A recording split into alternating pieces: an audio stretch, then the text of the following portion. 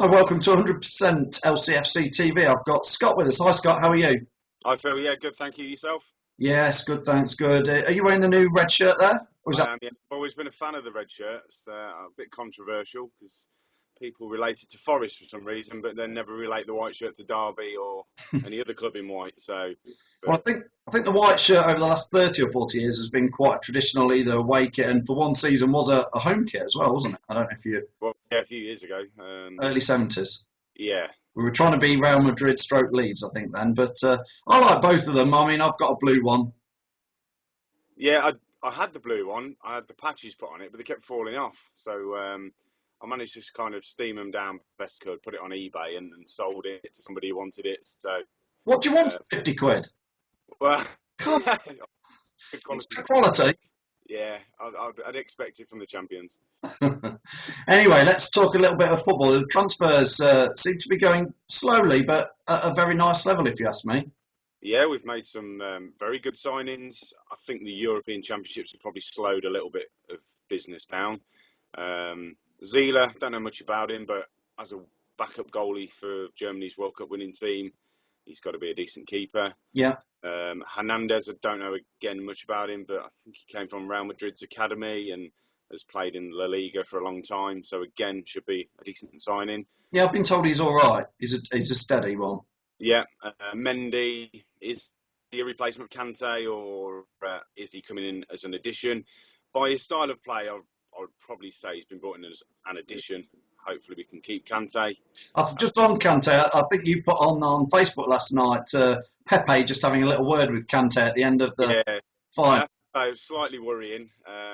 Obviously, Pepe at Real Madrid. Yeah, It's strange he targeted Kante, but you know what will be will be. If he wants to stay, he stays. If he doesn't, then as Ranieri said before, he only wants players who want to be here. So yeah. you know, it's one of them. If he stays, great. If he goes, I'm sure we'll get a fair bit of money for him. And then Musa, apparently faster than Vardy, which is frightening. And with a three-pronged attack of potentially Vardy, him, and Mahrez, it's looking tasty for next season. Have you heard this thing of called 30-70 football that they're banding around now? I have heard that before. Yeah, Yeah. Well, it's basically what Leicester were doing last year, having 30% of the play, but I think that's going to be probably even more what we'll do with the likes of Musa and Vardy up front. yeah, absolutely. And you could see in the Euros, certain teams were doing it as well. You know, letting other teams have the ball, keep their shape, and then hit on the counter. Certainly, Iceland did it. You can argue Portugal did Portugal, it. I think Portugal did it. Through. Yeah, you know, they won one game in 90 minutes until the final, and Yeah, well, no, even that went to extra time, didn't it? So one game in 90 minutes through the whole tournament. it And wasn't very exciting, was it? it wasn't really. It was, I have to say, it's probably the most boring tournament in my Yeah, lifetime. I think the final, Scott, I ended up flicking over and watching Love Island. It was that boring. I managed to catch some of it whilst I was at work, but What Love Island? no, not Love Island. Yeah, I probably should have watched that instead. But yeah, it wasn't great, but good goal to win it, I have to say.